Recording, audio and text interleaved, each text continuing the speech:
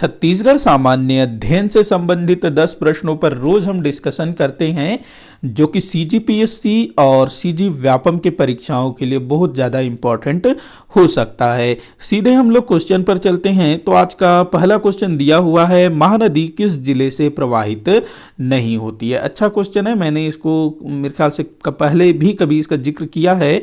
तो देखो, महानदी जो है धमतरी के सिहावा पर्वत से निकलती है, तो धमतरी में प्रवाहित होगी ही होगी। उस बाद कांकेर जिले में प्रवेश करती है, फिर थोड़ा सा ये बालोद में भी प्रवाहित होती है। उसके बाद ये दुर्ग में प्रवाहित नहीं होती है, कोंडागांव में भी प्रवाहित नहीं होती है। वैसे क्या दिया है, किस जिले में प्रवाहित नहीं होती है ये बताना है ना। तो दुर्ग कोंडागांव में प्रवाहित नहीं होती है, तो 4 और 5 ये आपका उत्तर होगा। किस किस जिले में प्रवाहित होती है, तो धमतरी, कांकेर, बालोद, उसके बाद रायपुर, नहीं लिखूंगा मैं, बहुत सारा है, रायपुर, उसके बाद गरियाबंद, उसके बाद महासमुंद, उसके बाद बलौदाबाजार, उसके बाद जांजगीर चांपा, उसके बाद रायगढ़। टोटल छत्तीसगढ़ के 9 जिलों से महानदी प्रवाहित होती है। ध्यान रखना, 9 जिलों से होकर के गुजरती है। तो यहां पर आपका आंसर हो जाएगा 4 और 5, दुर्ग और कोंडागांव से प्रवाहित नहीं होती है। तो ध्यान रखना कौन सी नदी किस जिले से होकर के बहती है। तो दुर्ग और दुर्ग और कोंडागांव से नहीं बहती है। अगला क्वेश्चन दिया हुआ है, ग्राम सभा के अनिवार्य सम्मेलन निम्न तिथियों में आयोजित होना अनिवार्य है। तो देखो, जो अनिवार्य सम्मेलन है ना, वो 6 बार होना जरूरी है। 1 मिनट, 6 बार होना जरूरी है। हाँ, अनिवार्य जो सम्मेलन है ग्राम सभा की, वो 6 बार होना चाहिए। 6 बार है या 4 बार है? 6 बार है ना। एक तो ये जरूरी है, ये भी जरूरी है। 20 अगस्त, हाँ 2 अक्टूबर, जून और नवंबर में कोई मतलब निर्धारित तिथि, मतलब तिथि निर्धारित की जाती है, उनमें जो है होता है। मतलब 21 जून को हो जरूरी नहीं है, 14 नवंबर को भी हो जरूरी नहीं है। जून और नवंबर में एक तिथि डिसाइड की जाती है कि हाँ, इस तिथि को ग्राम सभा की बैठक होगी। तो अगर अनिवार्य बैठक की बात करें तो 1, 2, 4, 5, 1, 2, 4, 5, ये इसका आंसर हो जाएगा क्या? 1, 2, 4, 5, 1, 2, 4, 5, ये आपका जो है उत्तर होगा। 1, 2, 4, 5। तो बढ़ते हैं अगले क्वेश्चन की तरफ। अगला क्वेश्चन दिया हुआ है, निम्न कथन को पढ़ने को कह रहा है। पहला दिया है, 1975 में सीता नदी, अचानकमार और गोमर्दा अभ्यारण्य स्थापित किए गए। देखो, सीता नदी की अगर मैं बात करूं तो ये 1974 में स्थापित हुआ था। सीता नदी 1974 में स्थापित हुआ था। बाकी अचानकमार, गोमर्दा ये दोनों 1975 में स्थापित हुए थे। इनके अलावा बादलखोल जो रायगढ़ में है ना, बादलखोल, अचानकमार और गोमर्दा, बादलखोल जसपुर में है, गोमर्दा रायगढ़ में है, अचानकमार मुंगेली में है। तो ये तीनों, अचानकमार, गोमर्दा और बादलखोल, ये 1975 में स्थापित हुए थे और सीता नदी 1974 में। तो पहला कथन जो है गलत हो जाएगा। अगला दिया है, भैरमगढ़ अभ्यारण्य बस्तर जिले में है, तो ये भी गलत है। भैरमगढ़ बीजापुर जिले में है। अगला दिया है, भोरमदेव अभ्यारण्य की स्थापना 2009 में हुई। तो यहां पर ये 2001 में हुआ था ना। हाँ, ये 2001 में हुआ था। तो यहां पर आपका आंसर हो जाएगा, अगर इनमें से कोई नहीं दिया है तो वही होगा। हाँ, उपरोक्त में से कोई नहीं। तो यहां पर सब गलत है, तो कोई भी सही नहीं है, तीनों गलत है ना। समझ गए ना। एक बार फिर से बता देता हूं, सीता नदी 1974 में स्थापित हुआ था। अचानकमार, गोमर्दा और बादलखोल 1975 में स्थापित हुए थे। भैरमगढ़ अभ्यारण्य बीजापुर जिले में है। भोरमदेव अभ्यारण्य 2001 में स्थापित हुआ था। अगले क्वेश्चन की ओर चलते हैं, गोंड जनजाति के संबंध में कौन सा कथन सही है। तो गोंड जनजाति के विषय में कुछ चीजें दी हुई है। पहला दिया है, गोंड स्वयं को कोयतोर कहते हैं। बिल्कुल सही है भाई, कोयतोर का मतलब होता है पर्वतवासी। अगला है, गोंड जनजाति में नोहडोरा अलंकरण प्रचलित है। जी हाँ, बिल्कुल सही है। जब नया घर बनता है इनके यहाँ तो उसकी साज सजावट को नोहडोरा कहते हैं, जो कि गृह प्रवेश के टाइम पर किया जाता है। अगला दिया है, गोंड जनजाति विशेष पिछड़ी जनजाति की श्रेणी में आती है। तो ये गलत है। गोंड जनजाति उतनी भी पिछड़ी नहीं है। हाँ, गोंड जनजाति के अंतर्गत जो अबुझमाड़िया जनजाति है वो जरूर पिछड़ी है, लेकिन पूरा का पूरा जो गोंड जनजाति है उसको विशेष पिछड़ी जनजाति में सम्मिलित नहीं किया गया है, क्योंकि गोंड जनजाति की जनसंख्या बहुत ज़्यादा है और अलग अलग ये 41 उपसमूहों में बटा हुआ है, उपजातियों में, जिनमें से काफ़ी उपजातियों की स्थिति काफ़ी अच्छी है।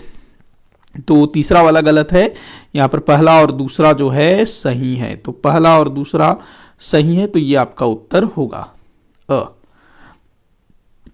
अगला क्वेश्चन देखते हैं, घोटुल के संबंध में क्या सही नहीं है। तो देखो अभी ना किसी बच्चे ने मुझे कमेंट किया था कि सर घोटुल नहीं होता है, गोटुल होता है। जी हाँ भाई, गोटुल ही होता है। और जब मैंने घोटुल के बारे में पढ़ाया है ना डिटेल से, तो उसमें मैंने इसको बताया भी है कि ये घोटुल नहीं गोटुल है। लेकिन जो नॉर्मल जो लिखते हैं लोग, आपको एग्जाम में भी गोटुल शब्द नहीं घोटुल ही देखने को मिलेगा, लेकिन वास्तव में जो है ना ये गोटुल ही है मेन शब्द, इसको भी आप ध्यान में रखिएगा। तो देखते हैं भाई घोटुल या फिर गोटुल के संबंध में क्या सही नहीं है, उसको देखना है हमको। मुरिया जनजाति का युवा गृह है, बिल्कुल सही है ये। युवक सदस्य धांगर कहलाते हैं, तो ये गलत है। तो कौन सा सही नहीं है उसका चुनाव करना है, तो एक हमको मिल गया दूसरा है कि नहीं, दूसरा है। उसके बाद है युवती सदस्य धांगरिन कहलाती है, ये भी गलत है। युवती सदस्य धांगरिन कहलाती है, तो ये भी गलत है, तो ये भी अपने को मिल गया। युवकों का मुखिया सिरेदार कहलाता है, ये सही है। युवतियों की मुखिया बेलोसा कहलाती है, युवतियों की सदस्य बेलोसा कहलाती है, ठीक है ये भी। विवाहित मुरिया युवक युवती इसके सदस्य होते हैं, गलत है ये। लिंगोपेन प्रमुख देवता हैं, ये सही है। तो यहाँ पर आपका जो है ना 2, 3 और 6, 2, 3, 6 ये आपका जो है उत्तर होगा, 2, 3, 6। तो देखते हैं 2, 3, 6 ऑप्शन में है 2, 3 और 6 ऑप्शन में दिया हुआ है। तो ऐसे कथन वाले क्वेश्चन पूछे जाते हैं। अगला क्वेश्चन है, निम्नलिखित में से बस्तर दशहरा से संबंधित नहीं है। बस्तर दशहरा जो कि बस्तर में 75 दिनों तक मनाया जाता है ना, बहुत लंबा चलने वाला पर्व है। तो काछिन गादी पर्व ये बस्तर दशहरा से संबंधित है। मावली परघाव भी संबंधित है। बाहर रैनी भी संबंधित है। मुरिया दरबार भी संबंधित है। लेकिन जो रावण वध है और जगार ये जो है इससे संबंधित नहीं है, क्योंकि जो रावण वध है ना नॉर्मली दशहरा के टाइम पर सबसे प्रमुख कार्यक्रम होता है, लेकिन बस्तर दशहरा में इसका कोई भी मतलब नहीं है, होता ही नहीं है रावण वध बस्तर में। तो 2 और 5 जो है इससे संबंधित नहीं है, 2 और 5। तो इसका आंसर हो जाएगा 2 और 5। 2 और 5 मतलब ये जो स है ये आपका उत्तर होगा। अगला क्वेश्चन देखते हैं, सुमेलित नहीं है। कौन सुमेलित नहीं है ये आपको बताना है। पायसोत्तुर बड़ों की सहमति से किया गया विवाह यही सुमेलित नहीं है। जो पायसोत्तुर है ये अपहरण विवाह होता है। क्या विवाह? अपहरण विवाह। जब किसी लड़के को कोई लड़की पसंद आ जाती है तो उठा लो, किडनैप कर लो, फिल्मों में दिखाता है ना कुछ उस टाइप से। हालांकि वैसा नहीं होता है, लड़की की भी रजामंदी होती है, लेकिन नॉर्मली एक तरह से अपहरण टाइप का ही होता है, जो कि गोंड जनजाति में इसका प्रचलन देखने को मिलता है। लमसेना सेवा विवाह जो घर जमाई वाला है उसको लमसेना या सेवा विवाह कहते हैं। गुर्रावट विनिमय विवाह। विनिमय विवाह क्या होता है? 2 परिवार है, एक परिवार ये एक परिवार ये, तो क्या होगा, इधर एक दूल्हा है इधर एक दूल्हा है, इधर एक लड़की इधर एक लड़की, तो मतलब इधर भाई बहन है इधर भाई बहन है, तो यहां से जो लड़की है इस घर जाएगी और इस घर से लड़की इस घर आएगी, तो ये एक तरह का आदान प्रदान विनिमय विवाह।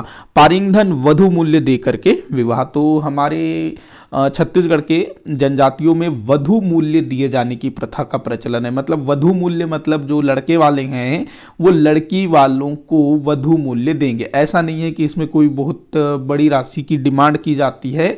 जो समाज के लोग होते हैं ना उनको खिलाना पिलाना होता है, कुछ चावल अनाज वगैरह बकरा मुर्गा ये सब देना होता है, तो यही जो है वधु मूल्य देना होता है। तो ये पारिंगधन, तो पायसोत्तुर यहां पर गलत है। अगला क्वेश्चन दिया हुआ है सुमेलित करने को बोल रहा है, कर लेते हैं सुमेलित। वाकाटक वंश, इस तरफ वंश दिया हुआ है, इस तरफ राजधानी, तो वाकाटक वंश की राजधानी थी नंदीवर्धन, तो ए का हो जाएगा 2।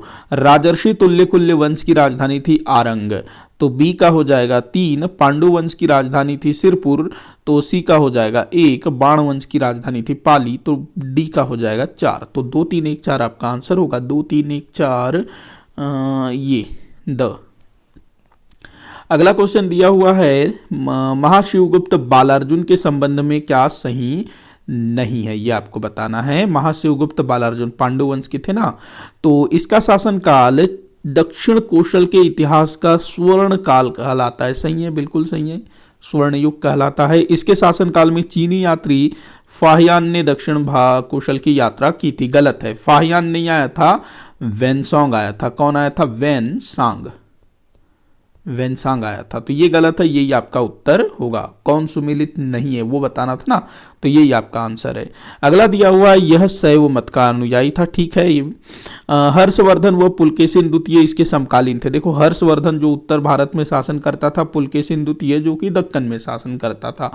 तो ये जो है महाशिवगुप्त बालार्जुन के समकालीन थे। तो ये भी सही है। तो यहाँ पर ब जो है गलत होगा, सुमेलित नहीं है ब, क्योंकि जो चीनी यात्री फाहियान वो तो काफ़ी पहले आया था, इसके समय में वेनसोंग आया था, और फाहियान कभी भी दक्षिण कौशल नहीं आया था।